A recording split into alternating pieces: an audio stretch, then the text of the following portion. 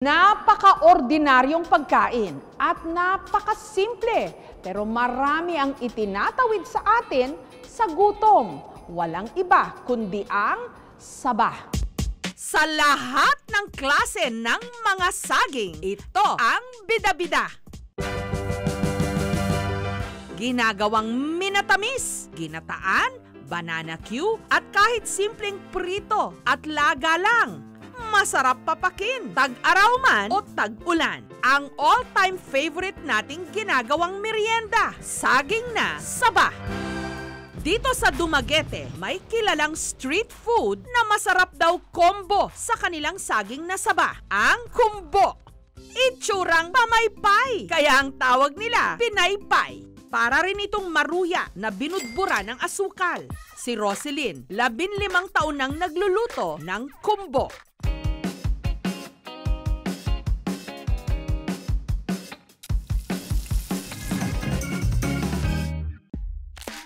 Lami ang kumbo kay tamis. Sa isang araw, nakakaubos daw siya ng 300 piraso ng saba at kumikita ng 1,500 pesos. Nakakatulong na po sa pang-araw-araw. Tulad ng mangbili ng gatas, ang ulam po.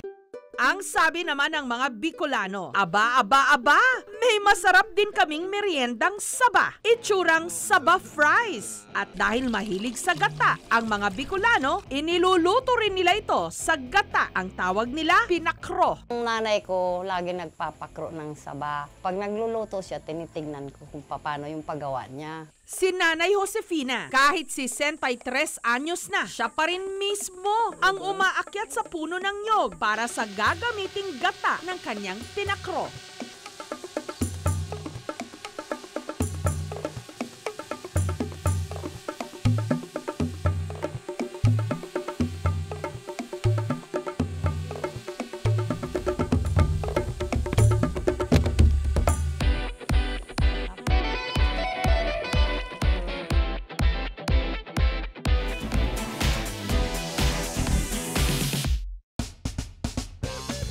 Masarap po siya, lasang-lasa yung gata niya. Parang may gatas baga. At kahit daw may bigas, pangunahing pagkain pa rin nila, saging na saba.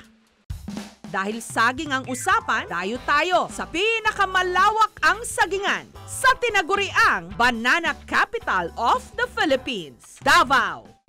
Si Renato, sa sobrang hilig sa saging, nagpatayo ng restaurant na ang mga putahe puro saging.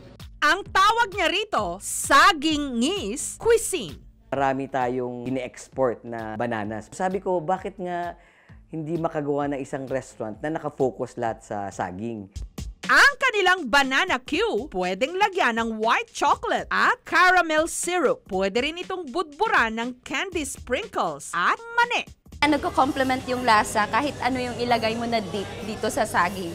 Pwedeng pang merienda, pwede ring ihalo sa ulam. Presenting Humba Banana Q.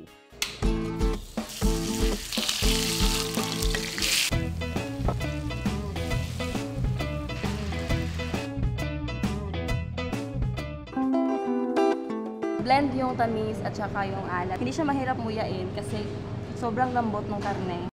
Ang ipinagmamalaking adobo nating mga Pilipino, ginawang sabadobo. Saba na nakasahog sa pork adobo. Tugma siya sa lasa ang alat o ang tamis. Presenting spare ribs with saba. Ang dinurog na saba isinama sa pang-marinade ng karne.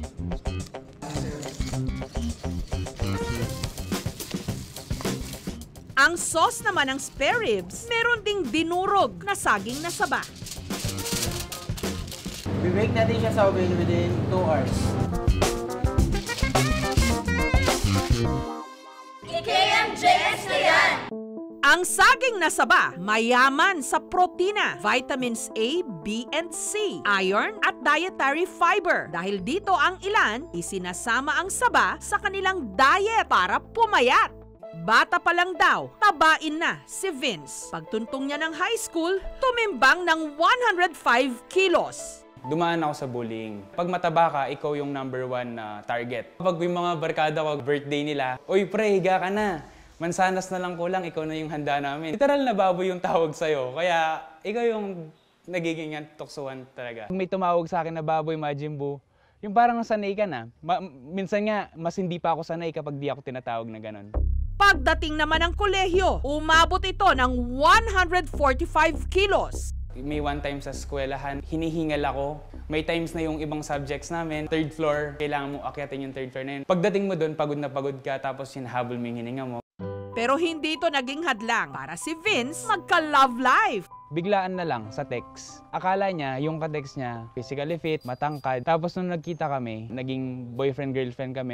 Yun nga lang, ang kanilang romance, short-lived, umabot lang ng 2 buwan. Walang official breakup, biglaan na lang. Hindi ka na nakakatanggap ng text message. Nung umpisa kami, may good morning, may good night pa. Nung bandang magto 2 months na kami, ni hi, hello, wala na nangyari.